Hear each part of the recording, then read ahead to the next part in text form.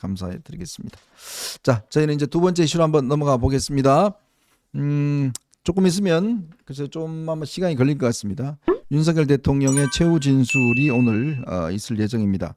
오늘 많은 언론들이 이거에 대한 주문을 좀 하고 있죠. 네, 네, 주문을 하고 있습니다. 근데 제가 오늘 이게 그 주요 신문들 봤는데 이 계엄과 탄핵 사태 나고 좌파들은 뭐 조중동 맨날 그냥 묶어서 얘기하고 네. 한통 속에다 하는데 근데 사실 저 이 계엄과 탄핵 이 전국에 있어서 그 새 신문사의 논조라든가 이런 건 상당히 달랐잖아요. 달랐죠. 특히 이제 조선일보와 동아일보는 아주 확연히 대비가 됐습니다. 네네. 대비가 됐는데 오늘은 보니까요 정확하게 의견 통일이 된 것 같아요. 뭐 그냥 의견을 맞추려고 인위적으로 맞춘 건 아니겠지만 그 감독님 그 동아일보가 오늘 그 정리한 4가지 포인트 한번 볼까요? 네. 이게 이제 동아일보가 전문가들과 일반 시민들 뭐 해서 한 건데 키워드는 The buck stops here 그거 아닙니까? 네네. 모든 책임 그 윤 대통령이 안고 가야 된다. 이거 분명히 해라 하면서 구체적으로 1, 2, 3, 4로 4가지를 정리했더라고요. 네. 헌재 결정에 대통령다운 승복을 해라. 그동안 책임 회피 급급한 모습 보이지 말고 어떤 결정도 수용하겠다는 자세를 보여라. 네. 두 번째는 국정과 경제에 상당한 혼란을 야기시킨 점 진솔하게 사과해라. 또 계엄 판단에 대해서도 그 잘못했다는 거 인정하고 그다음에 계엄 전모에 대한 솔직한 설명이 있어야 된다. 네. 뭐 평화적 계엄이네 무슨 계몽령이네 이런 소리 하지 말고 그다음에 4번째가 분열을 멈출 수 있는 국민 통합 메시지를 내놔야 되지 않겠느냐. 네네. 그러니까 특히나 자기 그 반탄 강성 지지층 향해서도 원하지 않은 결과가 나온다고 해서 흥분하거나 뭐하거나 이러면 안 되고 할 것을 당부를 하는 이 4가지. 근데 조선일보도 그 원로 3분의 그 인터뷰를 통해서 네. 그거를 쭉 했어요. 네. 원로 3분. 원로 3분이 이제 첫 번째가 손봉호 네. 교수님인데 이건 중도 보수 성향의 종교 철학자로서 아주 네. 명망이 높으신 분입니다. 그러니까 국민에 대한 사과가 먼저다. 통합 메시지도 필요하다. 뭐 이런 거 아니겠습니까? 그다음에 이제 정대철 헌정회장 또 뭐 똑같은 얘기를 했어요. 반드시 내가 모든 것을 안고 간다고 하는 그 정대철 거기 좀 띄워주세요. 그런 뭐를 해야 된다.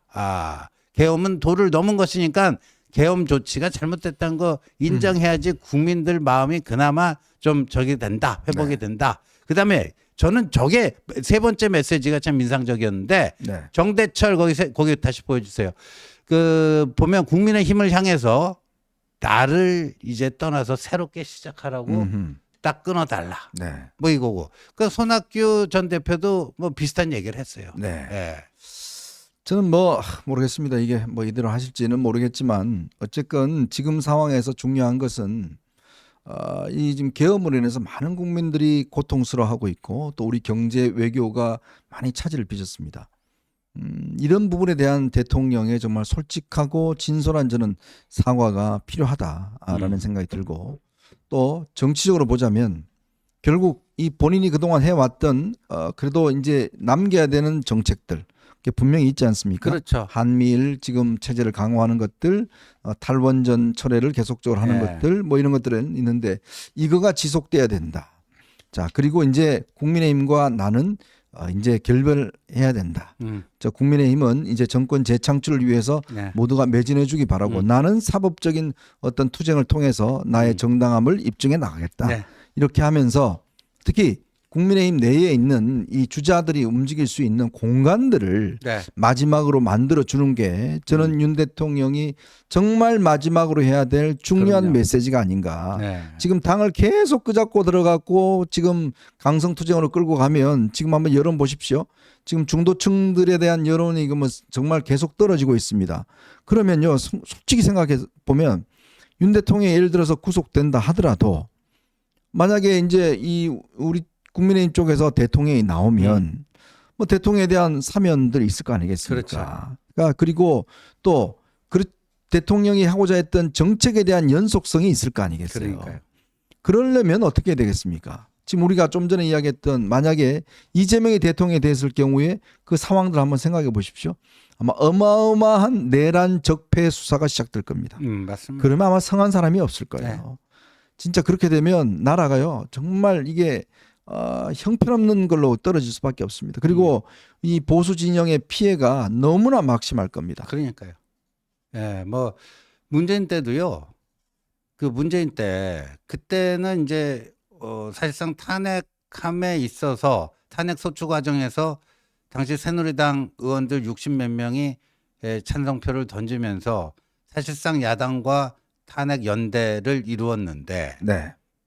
그리고 그 당시에 박근혜 대통령의 퇴진과 탄핵을 촉구하는 촛불 집회에 심지어 새누리당 당원들까지도 참여하는 이런 거였는데 실제 문재인은 이 정권 잡은 다음에 뭘 했죠?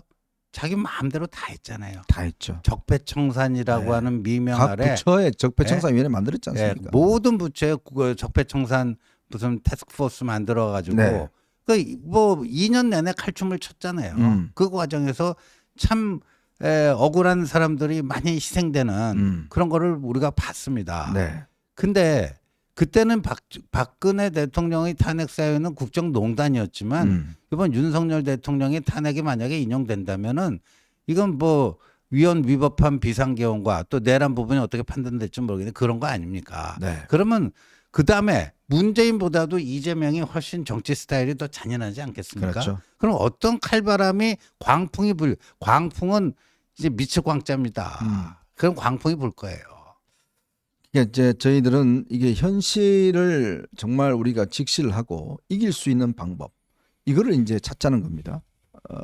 지금 뭐 원론적으로 뭐 대통령을 옹호하고 뭐 지키고 이런 분들 뭐 저희도 다 이해하고 사실 공감하는 분이 많습니다. 그렇지만 현실적으로 그렇게 되기가 지금 어려운 구조로 가고 있습니다. 그러면 거기에 맞게끔 우리 또한 전략을 만들어야 되는 거 아니겠습니까? 그래야지만이 사실은 이런 이재명의 어떤 집권을 우리가 막아낼 수가 있는 것이거든요. 공론만 따지다가는 나중에 아무것도 남는 게 없습니다. 이제 그런 거기 때문에 정신 승리하자는 거 아닙니다. 우리는 현실적 승리를 하자는 그럼요. 거예요. 정신 승리 백날 해봐야 아무 소용 없습니다. 뭐 이 중도가 없다는 분들 참 그렇게 떠들어봐야 결국 중도 있어요. 주변에 보면 있는 겁니다. 네. 있는 걸 없다 그러면 없어지는 게 아닙니다. 그러니까 현실과 동떨어진 정신 승리만 계속 추구하면요. 정신이 병듭니다. 네. 정신이 병들어요.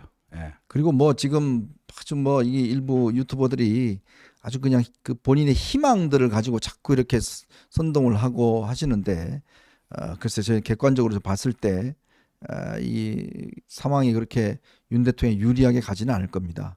그렇기 때문에 거기에 맞게끔 이제 우리도 준비를 해야 되고 지금 이재명 보십시오. 정밀 타격을 하고 있잖아요. 그렇죠.